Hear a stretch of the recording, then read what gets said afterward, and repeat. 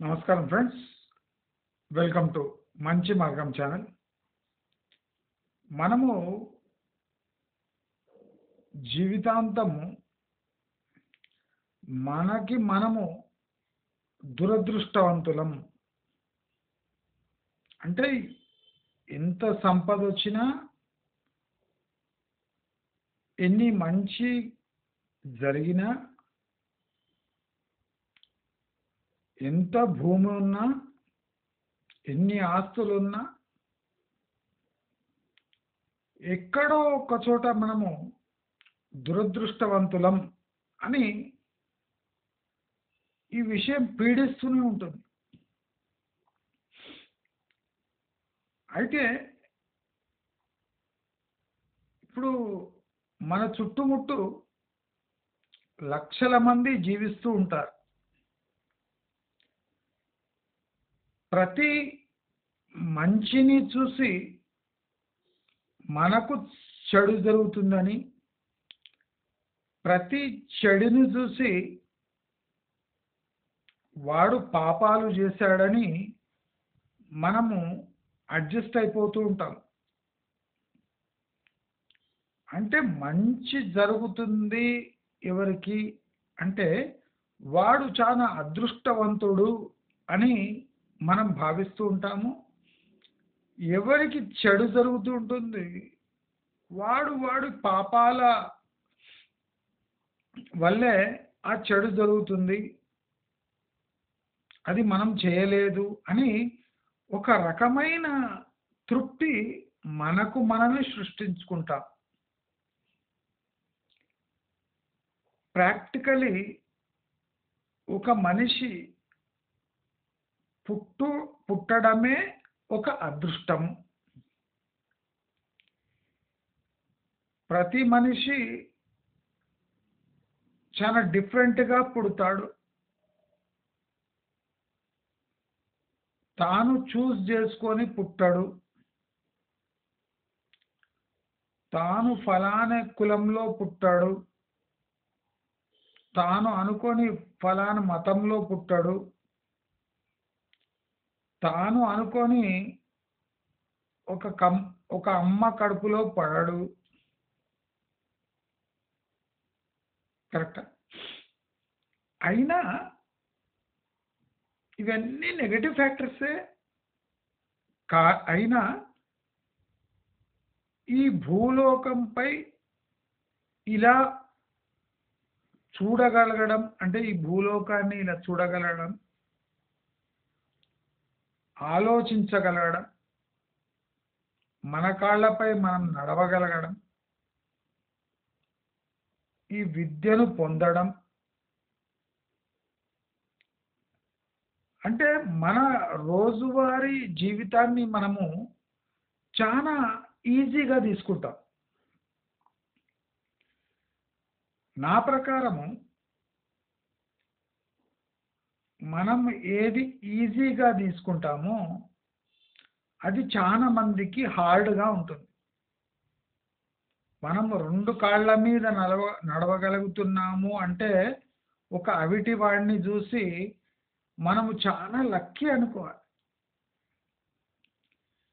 మనము పొద్దున టిఫిన్ తిరగగలుగుతున్నాము, చాలా మంది బ్రెడ్ చాయ్ లేదా ఒక బన్ను తిని బతుకుతున్నారు అంటే మనము అదృష్టవంతులేమే అనుకోవాలి. మన తల్లి తండ్రి ఒక ప్రైవేట్ స్కూల్లో చెమటోర్చి కష్టపడ్డ డబ్బులు ప్రైవేట్ స్కూల్కి ధారపోస్తున్నారు అంటే మనం అదృష్టవంతులమే అనుకోవాలి. అంటే ప్రతి ఒక్కటి చాలా అదృష్టం ఉంటేనే మనకు ఈ మాత్రం దొరుకుతుంది అని ఏనాడు మనము నేచర్కి గ్రేట్ఫుల్గా ఉంటామో అప్పుడే మనకు బతుకులోని అంటే తేనె తినే అదృష్టం ఉంటుంది. అంటే బతుకు అనే తేనె రుచి చూడాలి అంటే అది మనపైనే ఉంది. ప్రతి మనిషి పుట్టుక మాత్రము మన చేతిలో ఉండదు. చాలా మంది పుట్టంగానే పేదరికంలో ఉంటారు. చచ్చే వరకు కూడా పేదరికంలోనే ఉంటారు. మనము దాన్ని దురదృష్టం అనకూడదు. ఎందుకంటే మన లైఫ్ మనము పూర్తిగా చూడలేదు గనక. ఆ దురదృష్టము మనకు ఏ క్షణమైనా దాపరించవచ్చు కనుక ఒక మనిషి పేదరికంలో పుట్టి పేదరికంలో చస్తున్నాడు అంటే ఆ పేదరికం ఒకటే ఆయన దురదృష్టం అయిండొచ్చు. అంటే డబ్బుల లేమి ఒక దురదృష్టమే అయిండొచ్చు. అది జీవితకాలం ఆ దురదృష్టం ఆయనతో ఉండి ఉండవచ్చు. మిగతా విషయాల్లో తాను రాజులాగా ఉండవచ్చు. హెల్త్ పరంగా కానీ, భోజనం పరంగా కానీ, నిద్ర పరంగా కానీ, నవ్వు పరంగా కానీ, భార్య పరంగా కానీ, పిల్లల పరంగా కానీ, రిలేటివ్స్ పరంగా కానీ, ఫ్రెండ్స్ పరంగా కానీ అదృష్టవంతుడై ఉండవచ్చు. మనం చూడలేదు కదా. మన కొలమానం ఏమి? పేదరికంలో పుట్టాడు, పేదరికంలో చస్తున్నాడు. అంటే అక్కడొక పేదరికం, ఇక్కడొక పేదరికం అనే ఒక లైన్లు గీసి మధ్యలో ఉన్నదంతా మనం మర్చిపోయి ఆ టాలెంట్స్ చూస్తున్నాం మనం. పేదరికంలో పుట్టాడు, పేదరికంలో చచ్చాడు. సో జీవితం సర్వనాశనం అయిందని మనం ఊహిస్తున్నాం. మనం ఎందుకు ఊహిస్తున్నామంటే మనం సన్నాసులం కనుక. జీవితం ఇంతే అని మనం అనుకుంటున్నాం కనుక. దయచేసి గమనించండి, జీవితం అంటే టాలెంట్స్గా, జీవితం అంటే ఒక ఎండ్ నుంచి ఏ లెవెల్లో మొదలైన జీవితమంతా ఒడిదుడుకులు భరిస్తూ ఆ ఒడిదుడుకుల్లోనే ఆనందం వెతుకుతూ జీవించడమే జీవితం. ప్రతి మనిషికి తాను అనుకున్నది ఏ మనిషికి అయి ఉండదు. ప్రతి మనిషి కూడా తాననుకున్నది తన జీవితంలో అయి ఉండదు. ఏది కాదో అది దురదృష్టం అనుకోవడము దురదృష్టకరం. ఏది అయ్యిందో అది అంటే అయినందుకు విపరీతంగా సంతోషపడడం కూడా దురదృష్టకరం. అంటే జీవితం మనం అనుకున్నట్టు సాగితే అది పర్ఫెక్ట్ జీవితం అనుకోవడం మన భ్రమ. ప్రతి ఒక్క ఘటన అదృష్టం అయ్యుండొచ్చు. ప్రతి ఒక్క ఘటన అదృష్టం అయ్యుండొచ్చు. అంటే ఈ ఘటన అదృష్టం ఎట్లయితుంది? మంచి జరిగితే మంచి అదృష్టం, చెడు జరిగితే మంచి అదృష్టం కాదు మన ప్రకారం. కానీ కొన్ని ఘటనలు మనకి మంచి చేయడానికే దురదృష్టం రూపంలో వచ్చి మన లైఫ్ని ఎఫెక్ట్ చేసి తరువాత మంచి జరుగుతుంది.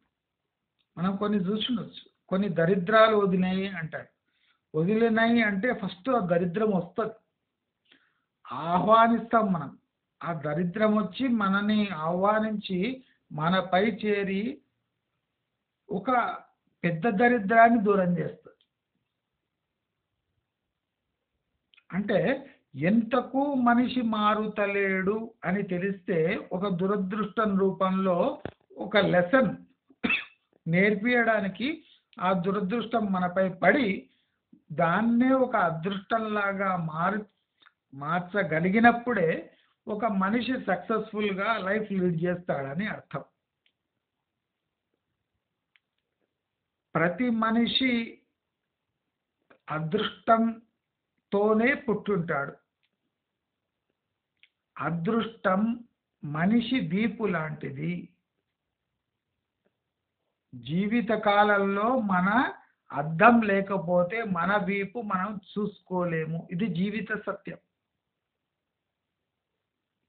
జీవిత కాలంలో అద్దం లేకపోతే జీవితంలో మన వీపు మనం చూసుకోలేము.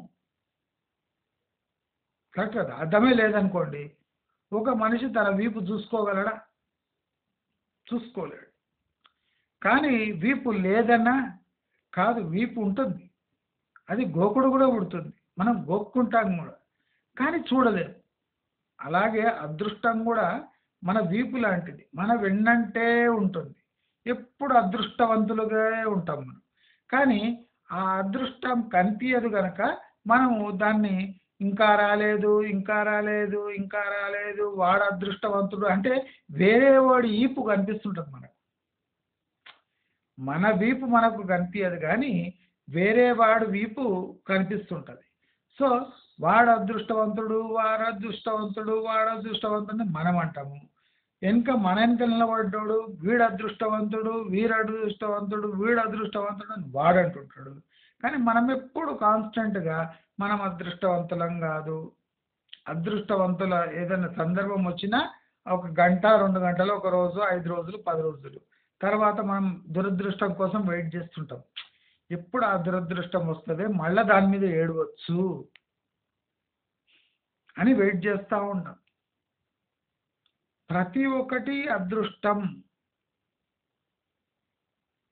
యాక్సిడెంట్ అయి ఒక కాలు మిగిలింది, అదృష్టం. ఒక కాలు మిగిలిపోయింది, ఒక కాలు పోయింది. కొంతమందికి తండ్రి ఉండడు, అది పెద్ద దురదృష్టంగా భావిస్తారు. కాదండి, చిన్నప్పటి నుంచే తండ్రి లేకుండా తండ్రి పాత్ర పోషిస్తూ ఫ్యామిలీని నెట్టుకు రావడం ఒక అదృష్టము. అర్లీ ఏజ్లో మనం తండ్రి లేని బాధ్యతలు మనపై పడి మనం తండ్రిలాగా చిన్నప్పటి నుంచి బాధ్యతలు తీసుకొని పెరగడం గర్వకారణం. అదొక అదృష్టం అని మనం భావించాం. తండ్రి లేడు పాపం, ఈ సానుభూతి కూడా మనకు లైఫ్లో లభిస్తుంది, అదొక అదృష్టం. తండ్రి లేని పిల్లవాడు అనే ఇప్పుడు జనరల్గా అందరు కలరు, పాపం తండ్రి లేని పిల్లగాడని ఎవడు కలడు. అంత ఉన్న తండ్రి ఉన్న బడపట్ల తయారయ్యాడు అంటాడు. కానీ మనకు అట్లా కాదు, తండ్రి లేని పిల్లగాడు కనుక పాపం అనే ఒక అదృష్టం మనకు దాపరిస్తుంది. తల్లి లేని పిల్లలు, తల్లి ఉండదు, నానా కష్టాలు భరిస్తారు, వాళ్ళే వండుకొని తింటారు. అంటే చిన్నప్పటి నుంచి తల్లి లేకుండా తల్లి పాత్రను పెద్దక్కనో లేదా అన్ననో భరించి, అంటే చిన్నప్పటి నుంచే పెద్దవాళ్ళ ఎక్స్పీరియన్స్తో పెరగడం అది కూడా ఒక అదృష్టమే. ఎందుకంటే పిల్లలు ఇవాళ రేపు పందుల్లాగైనా వాళ్ళ బాధ్యతలు ఏమో తెలుసుకోకుండా పెరుగుతూనే ఉన్నారు, పెరుగుతూనే ఉన్నారు, పెరుగుతూనే ఉన్నారు. 40-45 ఏళ్ళు వచ్చినా తమ పార్ట్స్ ఎక్కడెక్కడ ఏమేమి పనిచేస్తాయని తెలియని పరిస్థితిలో పిల్లలు ఉన్నారు. అలాంటి జీవితం కన్నా తల్లి లేని తండ్రి లేని పిల్లలు పెరుగుతున్నారు, వాళ్ళ అదృష్టవంతులే. మనమేమనుకుంటాం, వాళ్ళ దురదృష్టం అనుకుంటాం. కానీ చిన్నప్పటి నుంచి తల్లి తండ్రుల బాధ్యతలు రెండు తమ భుజాలపై మోస్తూ తమ తమ్ముళ్ళను చెల్లెళ్లను అంటే ఆ ఫ్యామిలీలో పెరగడం ఒక ఎక్స్పీరియన్స్తో అదృష్టమే. పెద్దగా వాళ్ళు సునాయాసంగా బతికేస్తారు. అంటే నీకు దాంట్లో దురదృష్టం కనిపిస్తుంది కానీ ప్రాక్టికలీ వాళ్ళు అదృష్టవంతులే. తండ్రి చివాట్లు లేవు, అమ్మ చివాట్లు లేకుండా వేరే వాళ్ళ చివాట్లో తింటూ బతుకుతున్నారు. అంటే ఎవరి చివాట్లో తినాలి కదా, తల్లి చివాట్లు తినాలి, తండ్రి చివాట్లు తినాలి. తినకుండా బాబాయ్ చివాట్లో, మామ చివాట్లో, అమ్మమ్మ చివాట్లో, నాయనమ్మ చివాట్లో, ఇట్లా ఎవరి చివాట్లో తినుకుంటూ బతకడం. అందరి చివాట్లు తినుకుంటే బతుకుతారు. మనమేమనుకుంటాం, మామయ్య చివాట్లు తినడం తప్పు, వాడి అదృష్టం బాగాలేదు అనుకుంటాం. అలా కాదండి, ప్రతి ఒక్క మనిషి తాను ఉండే సిచ్యువేషన్లో దాంట్లో బెస్ట్ మెథడ్ ఎంచుకొని జీవించడమే అదొక జీవితం. ఇప్పుడు కోటీశ్వరుడు ప్లేన్‌లో పోతుంటాడు. ప్లేన్ క్రాష్ అయ్యి చచ్చిపోతది. నీ కోట్లు ఏం పీక్కోవడానికి పనికొస్తాయి? నీ బాడీ కూడా దొరకదు అంత్యేష్టి చేద్దామంటే. అంత్యక్రియలకి బాడీ కూడా దొరకకుండా కాలి మసి బూడిదైపోయాడు. వాడు కోటీశ్వరుడు. ఏం చేయడానికి? అందమైన భార్య దొరుకుతది. ప్రతి ఒక్కడు ఇప్పుడు ఐశ్వర్య రాయ్ ఉంది. ప్రతి ఒక్కడు ఐశ్వర్య రాయ్ కేసి ఒక రకంగా చూస్తుంటాడు. అది అభిషేక్ బచ్చన్‌కి నిద్ర పట్టనివ్వదు. అంటే అటువంటి అందమైన భార్య దొరికి ఏం లాభం? ఇది కూడా మీ అదృష్టమే కదా! మీకు దొరికిన భార్య ఎవరు చూడరు. మీరు తప్ప ఎవరు చూసే అవకాశం లేదు. అంత అరుదైన భార్య మీకు దొరికినందుకు మీ అదృష్టం అనుకోండి. అదే ఐశ్వర్య రాయ్ అటువంటి భార్య దొరికితే ప్రతి ఒక్కడు తొంగి మరీ చూస్తాడు. సో, అదృష్టం మనకు వేరే రకంగా సూచిస్తుంటది. మనం అదృష్టాన్ని వేరే రకంగా పిలుస్తూ ఉంటాం. ప్రతి ఒక్కటి అంతే. మంచి మొగుడు కావాలి అంటారు. పూజలు కూడా చేస్తారు, వ్రతాలు కూడా చేస్తారు. హ్మ్. దొరికే మొగుడే దొరుకుతాడు. మొగుడు అంటే మొగోడు. అన్ని ఏ వెరైటీ ఉన్నా మొగోడే. ఆ తత్వం పోదు. సో, ఎన్ని పూజలు చేసినా మొగోడే దొరుకుతాడు. ఆ మొగోడ్ల కొద్దిగా వేరియేషన్స్ ఉంటాయి. చాలా మంది మొగుడు దాగొస్తాడు అంటారు. మంచిదే అండి. మొగుడు దాగొచ్చేది కూడా మంచిదే. ఊగుకుంటూ వస్తాడు, తిండి పెడితే ఆ తిండి కూడా సగం తినకుండా అట్లే పడిపోతాడు. వాడిని తీసుకుపోయి బెడ్ మీద వేసి వాని తిండి కూడా మనమే మంచిగా తిని హెల్తీగా కావచ్చు. వాడు రాగానే అనవసరంగా డిస్కషన్స్, కొట్లాటలు. పొద్దున్న లేస్తాడు. పొద్దున్న లేవంగానే అప్పుడు హ్యాంగ్ ఓవర్లో వాడికి ఏం చెప్పినా అంటాడు. అంటే తాగొచ్చే మొగుడు కూడా ఒక రకమైన అదృష్టమే. ఎక్కువ తినడు. మనం కమ్మగా చేసి పెట్టినా వాడికేం తినబుద్ధి కాదు. ఏదో ఇంత నోట్లో వేసుకుంటాడు, పోయి పడుకుంటాడు. ఆ భార్య కూడా అదృష్టవంతురాలే. కొంతమందికి సేవ చేసే భర్తలు దొరుకుతారు. అంటే వానికి లింగం తప్ప అన్ని ఆడగుణాలే ఉంటాయి. సేవలు చేసుకుంటాడు. అది ఒక అదృష్టమే. అంటే ప్రతి ఒక్క అదృష్టము మనం అనుకున్నట్టు రాదండి. అదృష్టము అనేది లైఫ్‌లో వస్తుంది. మనం దానికి బొట్టు పెట్టి హారతి పళ్ళెం ఇచ్చి పిలిస్తే గాని మనకు అదృష్టం అని తెలవదు. అదృష్టం దురదృష్టం రూపంలో కూడా వస్తది. మనం గుర్తుపట్టం. అదేంటి? చెడును మనం అదృష్టం ఎలా అనుకోవాలి? చెడు మనకే ఎందుకు కావాలి? నేను ఒకటే ప్రశ్న అడుగుతా. ఇంతే చెడు మీకు అయితుంది కదా! ఇంతే ఎందుకు కావాలి? ఇంతెందుకు కావద్దు అంటే మీకేమనిపిస్తది? మీరేమంటారు? అమ్మో! వచ్చిన చెడు ఇంతైనా నాకు చాలా ఎక్కువైపోయింది. ఇంత చెడు నాకొద్దు అంటారు. అంటే చెడు మీకు ఇంతే కావాలని ఏం రూల్ లేదు. ఇంత కూడా కావచ్చు. ఇంత కాకుండా ఇంతొచ్చింది అదే అదృష్టం. మీరు చూడండి, పాజిటివ్‌గా ఉండి కష్టపడే మనిషికి డైలీ దురదృష్టాలొస్తుంటాయి. అంటే వాడు ఎంత గట్టిగా ఉంటాడంటే ఆ దురదృష్టం గుట్టలా వచ్చి గుట్టను దాకి తల పలగొట్టుకున్నట్టు పలగొట్టుకొని వెళ్ళిపోతాయి.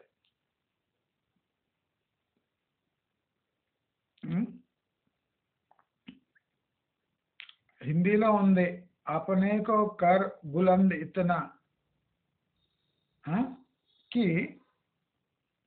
అంటే దేవుడే వచ్చి నీ కోరిక ఏమి అని అడగాలంట.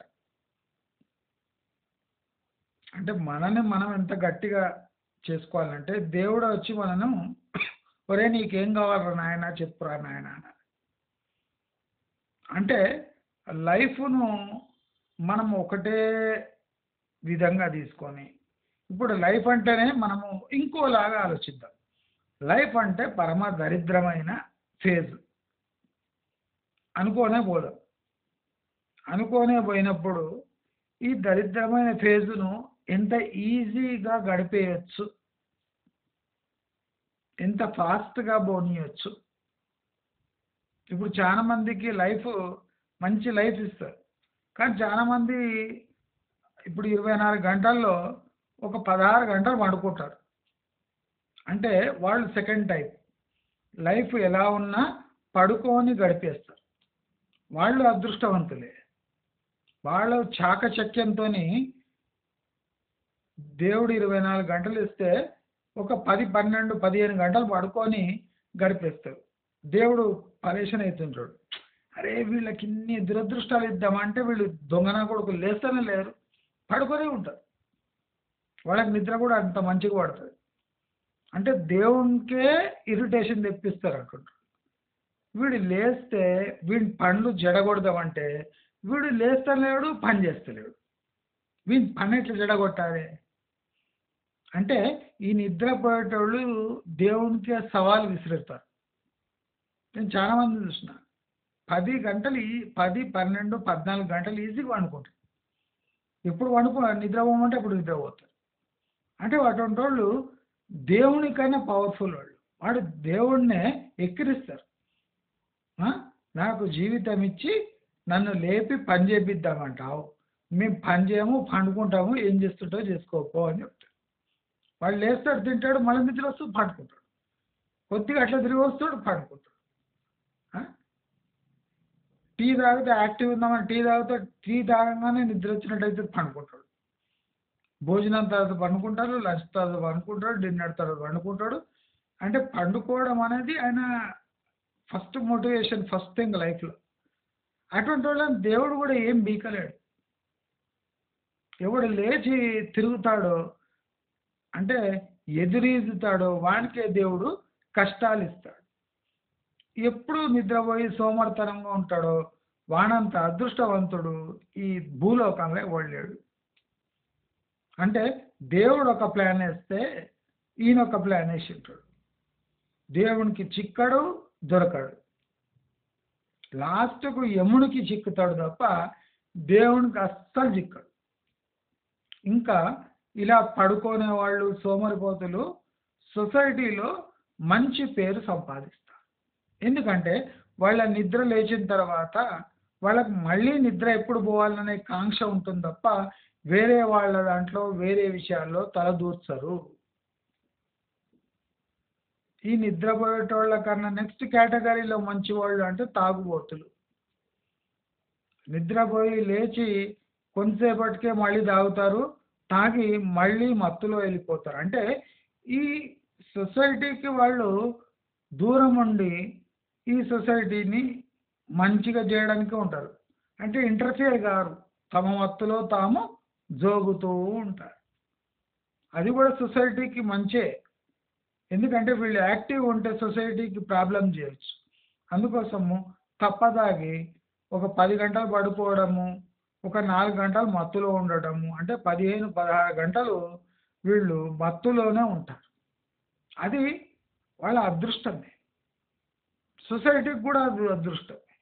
ఇటువంటి వాళ్ళు మేలుకుండే కన్నా నిద్ర లేవంగానే 2 బట్టలు కొట్టి పడుకోవడం బెటర్. అంటే ప్రతి ఒక్కటి మనం చూసే విధానంలో ఉంటుంది.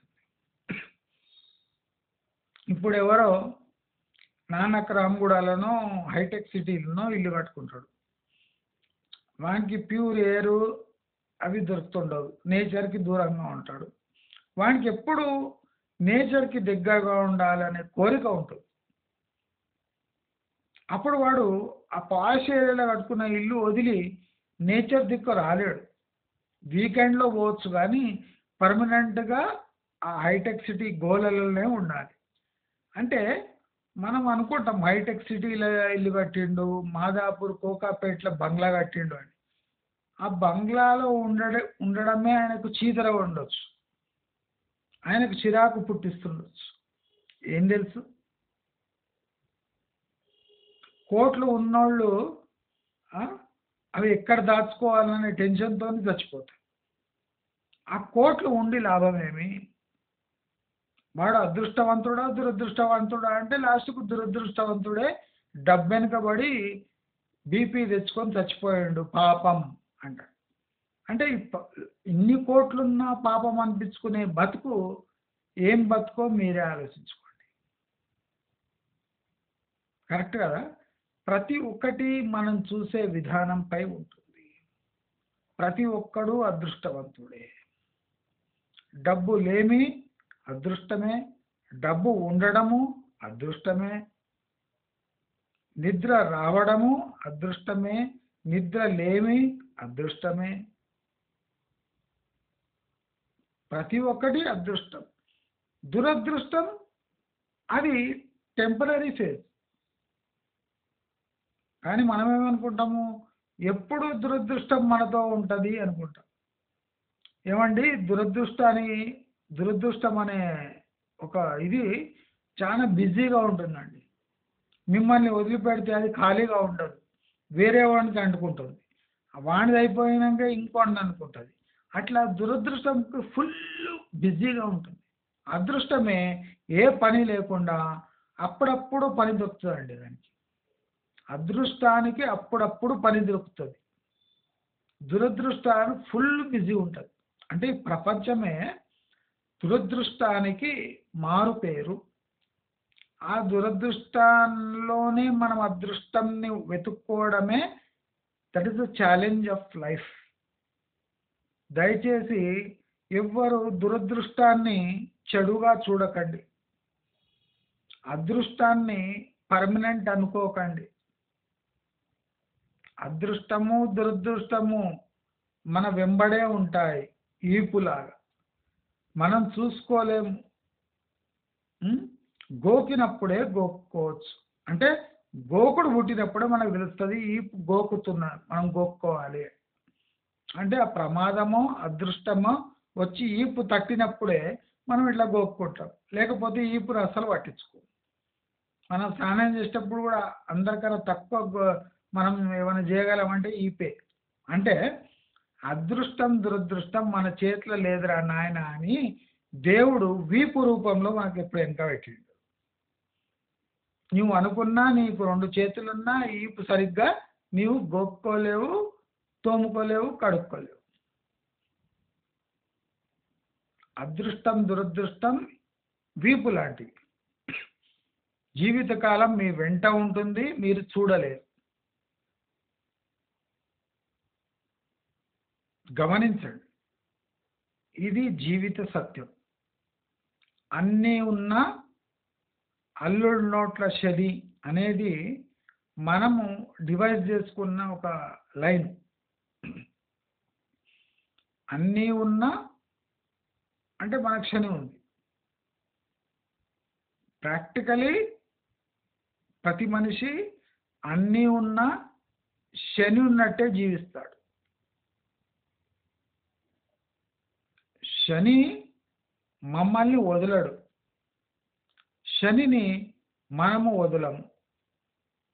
ఆయన వెళ్ళిపోయినా శని గురించి ఆలోచిస్తూ ఆయన మళ్ళీ వచ్చే వరకు వెయిట్ చేస్తూ ఉంటాం. అంటే మనకున్న మధుర క్షణాలని మర్చిపోయి శని కోసమే మనిషి వెయిట్ చేస్తారంటే మీరు నమ్మాల్సిందే. ఇప్పుడు మనము ఇలా బతుకుతున్నాము, అది అదృష్టము అని భావించి మనం లైఫ్ లీడ్ చేస్తే మనము సంపూర్ణంగా మన లైఫ్ని ఎంజాయ్ చేసే అంటే ఛాన్సెస్ ఉన్నాయి. దురదృష్టాన్ని దూరము మన అంటే మన యాటిట్యూడ్తో మనం దూరం చేసుకోవాలి తప్ప తనంతకు తానే అది మనల్ని విడిచిపెట్టి పోదు. నా ఛానల్ సబ్స్క్రైబర్ స్ట్రెంత్ 8,000కు టచ్ అవుతుంది. సబ్స్క్రైబ్ చేసుకున్న వాళ్ళందరికీ, నా ఛానల్కి ఫైనాన్షియల్ డొనేషన్ ఇచ్చిన అందరికీ పేరు పేరున ధన్యవాదాలు తెలియజేసుకుంటూ, నా వీడియోస్ చూడండి, దానివల్ల మీ జీవితంలో మార్పులు ఎన్నో జరుగుతాయి. నా మాటలు కఠినంగా ఉన్న దాని ఎండ్ రిజల్ట్ బ్రహ్మాండంగా ఉంటుంది. దయచేసి నా వీడియోస్‌ని లైక్, షేర్, సబ్స్క్రైబ్ చేసుకోండి. నెక్స్ట్ వీడియో కోసం వెయిట్ చేయండి. మీకు ఇలాంటి ఎన్నో వీడియోలు ఫ్యూచర్‌లో అందజేయబోతున్నాను. పేషెన్స్‌తోని నా వీడియో వినండి. అది మీకెంతో మేలు చేస్తుందని కోరుకుంటూ నమస్కారం.